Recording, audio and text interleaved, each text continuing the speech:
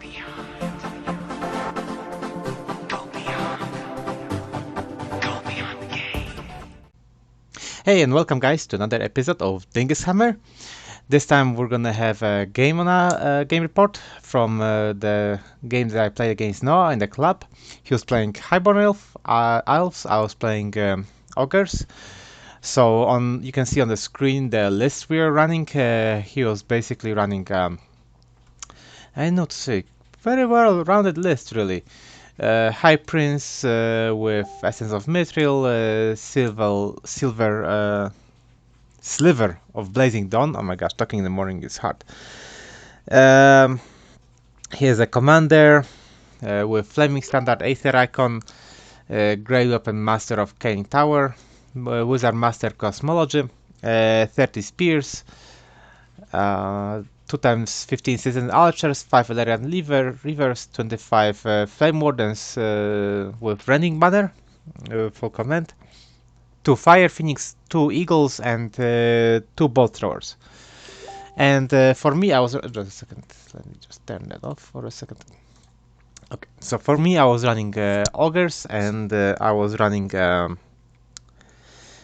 Wild Heart, so I had 3 Hunters with me, BSB with double Aether Icon, Wrestler Belt, oh my gosh, Wrestler.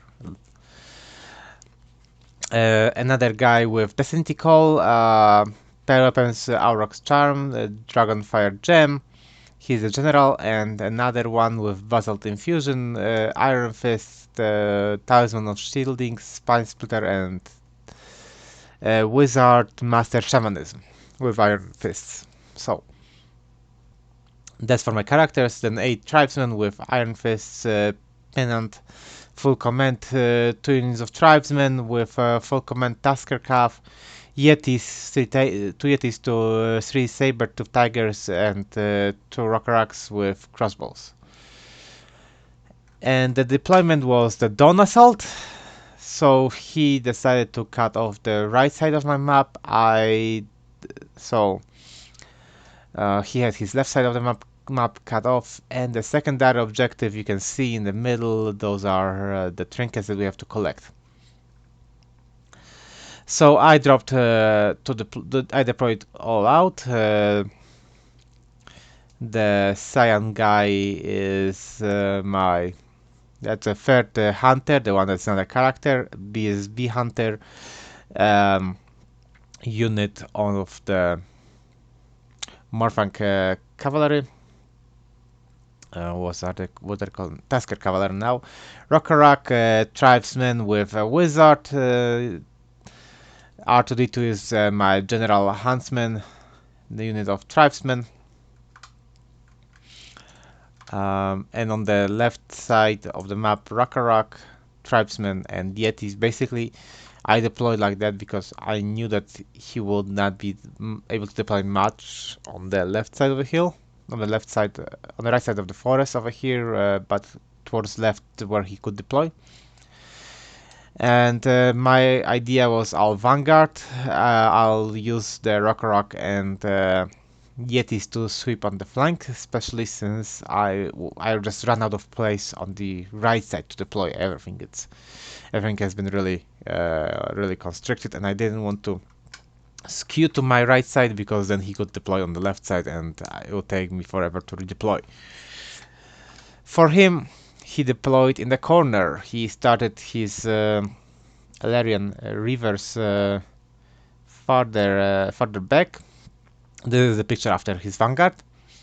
So on the right to left we have a Bolt Thrower, Flame Eagle, unit of Archers, another Fire Phoenix, not Eagle, 2 Fire Phoenixes, Flame Wardens, 2 Eagles behind a unit of Archers and Citizen Spears, and behind them another Bolt Thrower. So in the typical fashion for this list, this is a close-up of his deployment. I vanguarded everything up. So the way that he deployed, he turned his spears to face left because of the vanguard and potential of how far my character can go. He marked it with a dice there. He wanted to make sure I will not sneak by his line of sight, and he did the same on the right side, so I wouldn't sneak on over here to hunt his phoenixes. But what he left open is, you'll see in just a second, is that he let those two hunters get right in front of the archers with his wizard in there. Now his guy with a spear is in the unit of spears, and so I chuffed both units, big blocks of his infantry. The Sabertooth is outside of the line of sight from the Phoenix. There is enough of opening between those hunters for Ragnarok to charge in. I pushed in on the hill the unit of tribesmen, and on the right side Yeti's vanguarded, moved up. Tribesmen going just in front of the ruins. They're gonna walk in, they're gonna collect the secondary objective, but they're gonna do it walking, not marching. Then Ragnarok as far as he could go, and a unit of tribesmen in that formation as far as, well, not as far, but pretty much as far as they could go. My general over here is in line of sight of the spears. He could charge me only with his lord if he really wanted to. If he could see, I didn't even check it. I'm not sure if he could have seen, but that was a risk that I was willing to take on him, especially with the counter charges possibilities. It was maybe a little bit more risky than I should have done looking at it at this point, but it worked out okay for me. So basically pushing everything in, chuffing, and this is Noah's first turn. So he charged the eagle. He didn't charge the eagle over here. The eagle. He charged the Sabertooth over here. He didn't charge the second Sabertooth. I didn't check the angling right, so I could have left bigger space between Ragnarok and the tribesmen, so he wouldn't be able to chaff me with one unit of calf. I didn't think about it. I didn't check it, so good for Noah. He chaffed two of my fighting units and another Sabertooth from using it as a chaff. He marked his dice over here for charges, so that I would need 11s to charge the flank of the phoenixes. One of the phoenixes did a sweep attack on the hunter. It didn't do anything. In a magic phase, he stabbed the totemic salmon. I was able to get large chilling hole that covered everything. So everything was -1 to wound. Not that it changed much. He did put a wound from the archers actually on my hunter. Both throwers didn't do anything. In his magic phase, I don't remember what he did, but in his movement phase also he moved his spearlord into the archers. The reason also I pushed up those two hunters like this was that he would, if I put more distance, he'll be able to use those eagles to chaff me, so I didn't want to do that. So his eagles are still sitting behind the archers, and I shot at his eagle. I did 2 wounds to it. His -1 to wound, I don't remember what he did. He did got an Oaken Throne. Oh, he got an Oaken Throne. I think he got a regen on it. But the moment that I saw the guy with the spear walking into a unit, I was like, nope, that's good for me. I'm not gonna be probably charging this unit right now. So on my face, that's the second picture basically. Okay, so on my turn, I decided to charge the bolt thrower because the unit of spears is still chaffed with the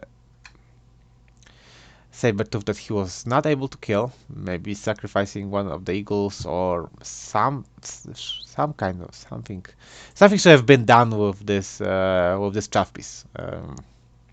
Maybe shoot the archers or put some magic into it. I don't know, but he didn't charge it and he wasn't able to clear it, so it's chaffing his unit for the second turn. I think it's big thing for the game. After winning with the Sabertooth, he reformed over here. So in my turn, I charged the bow throwers and I charged the Elerian Reavers. I saw that there is a potential of charge from the archers. I didn't think that Noah would go for it. It was risky and he needed an 8 on 2 dice, and then I was like, well, if he charges, then I'm still not in the worst position. I probably can kill a unit of those archers. And so I moved my hunters on the right side, out of the line of sight of his flame wardens. Impossible charge for the archers, and trying to spear the phoenixes. I did 1 wound to his phoenix, I believe. I moved the Rock far to the flank, outside of the charge range, just threatening all kinds of flanks. Moved my Morfang Calf over here, still threatening long distance charges. They're movement 9, they have banner of speed, so you know they can do stuff. Moved the Tribesmen on the secondary, Yetis on the flank,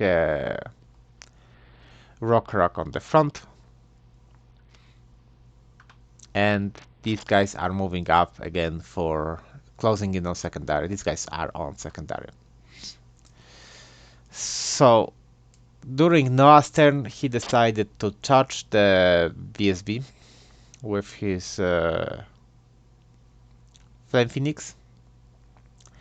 He decided to charge the archers in the big block and decided to charge the spears.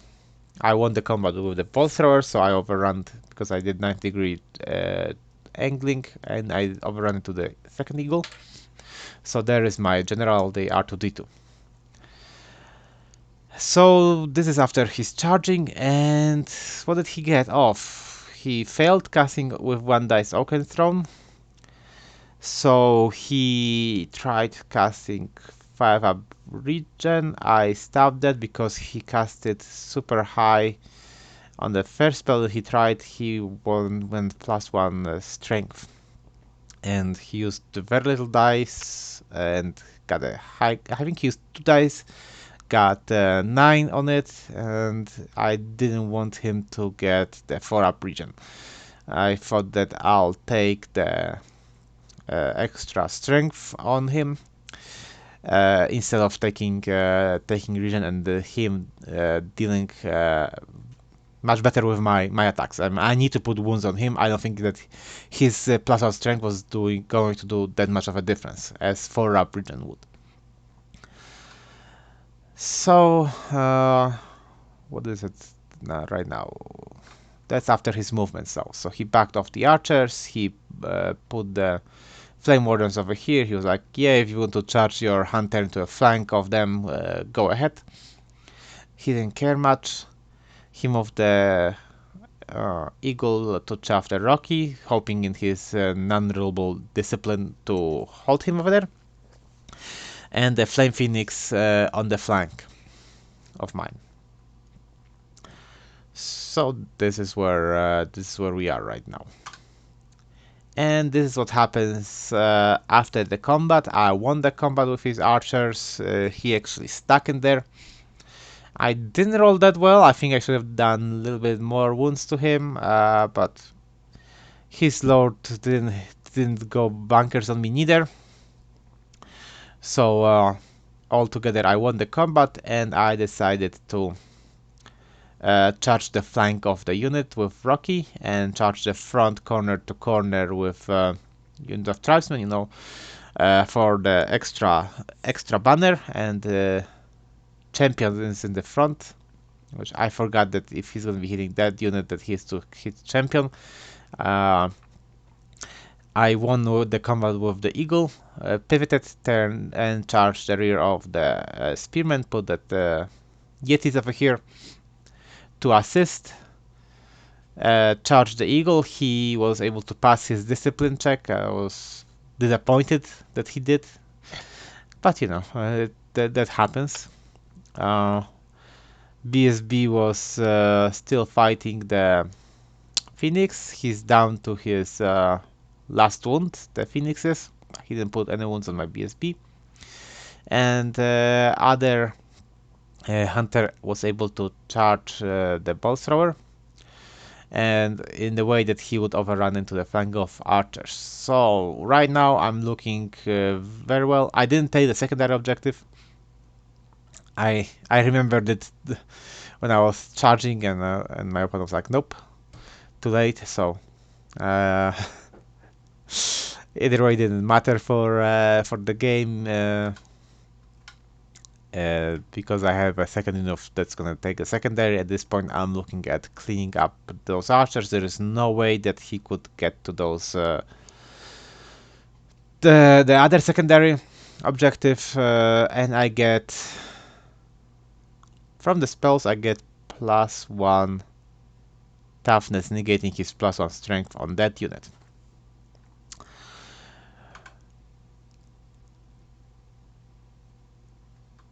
Huh. Okay, so we're missing something over here about what happened. So let's see what happened here. How did we end up here?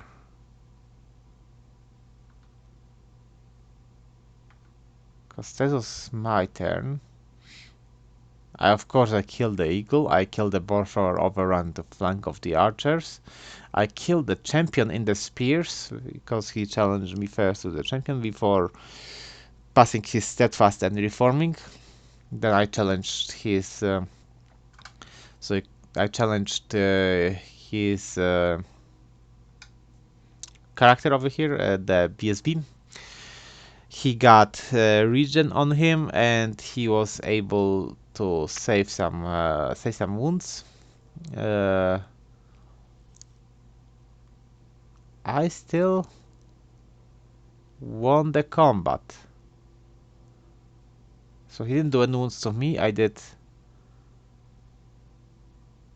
wounds to him, and I somehow stuck in the combat, which I don't remember how that happened because he has 3 ranks, 2 banners. So yeah, I don't know how that happened. Maybe we made a mistake over here. I don't remember how that happened, but whether I had to roll a discipline or I just passed the discipline within the.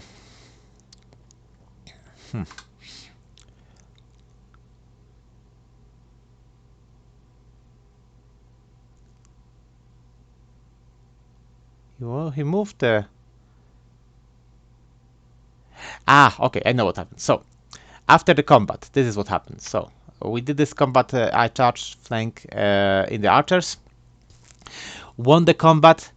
His lord was left over here, and he broke. So I pursued him in the direction of his corner.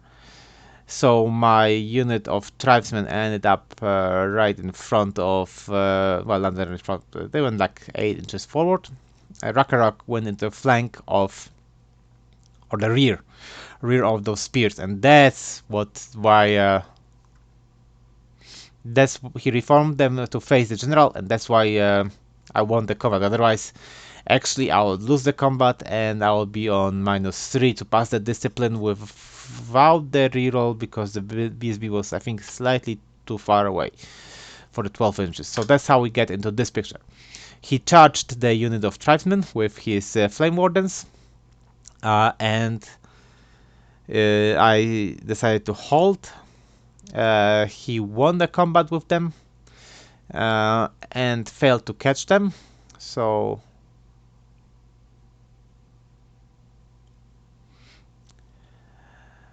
So I decided to flank charge with tribesmen, flank charge with taskers, and flank charge with Rock. Now they have a 4-up ward save, and as you can see, I'm doing terrible. It's not going well for my me going through his ward saves. But on the left side, I'm doing quite fine with the Rock on the rear against his spearman. I do 2 wounds on his, or 1 wound, 1 or 2 wounds. I think 2 wounds on his BSB. And I couldn't charge the Yetis because the angling was such that actually my Rakarok was blocking them. Over here, the second Phoenix charged. I finished BSB finished one Phoenix that got charged by the second Phoenix into the rear, nevertheless. So on the over here, I got into the flank of the archers, won the combat, but he steadfast reformed. So this is where we are. My wizard is fleeing, and I downed rally also the wizard. So next turn of combat, I finally, where does this Rocky come from? This Rocky got, so at first we did this combat, and I killed enough models over here finally that this Rocky was out of the combat, so he overrun into the flank of the spears. Won the combat, pursued with the Rocky and the general over there, and restrained with the other Rocky, turned him around to face the rear of the Flame Wardens. I won the combat, the Flame Wardens had steadfast, they held. Won the combat with the archers, steadfast still. The combat over here with the, I'm getting 2 wounds on my BSB, I'm putting some wounds on the Phoenix. They're still standing over there.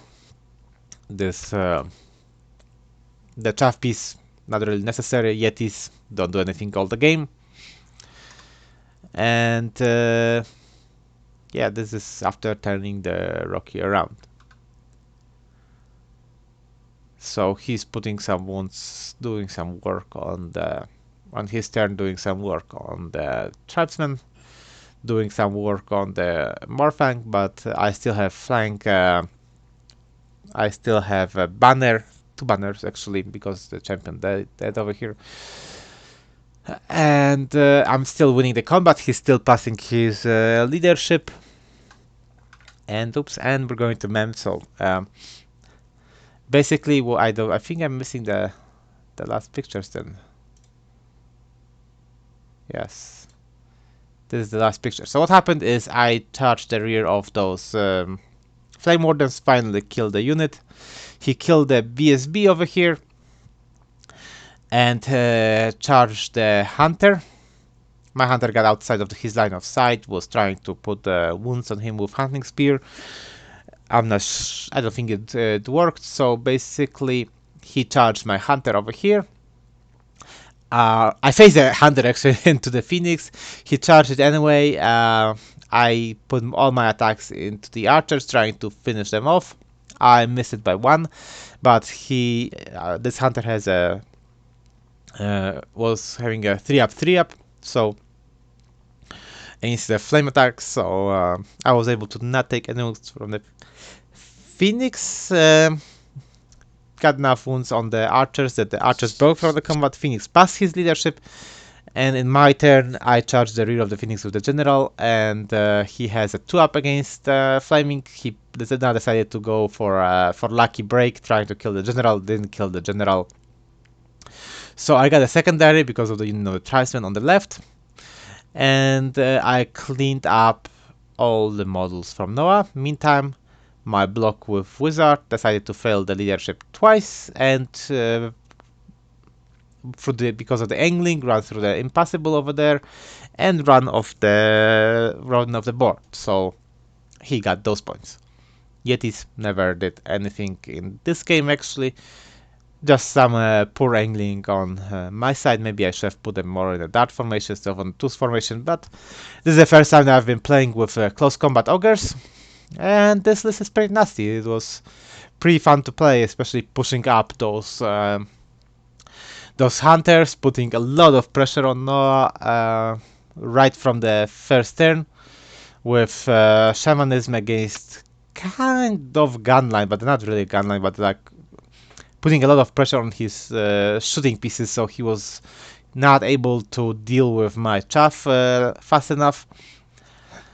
And those Rockies did definitely put work. Morphan Cav did more of a threatening job over here. I like the two darts of Tribesmen with full command. They're actually pretty strong pieces as well. The Hunters, they're strong. They're not super strong, but they're amazingly mobile and just pain in the ass, quite literally, to deal with.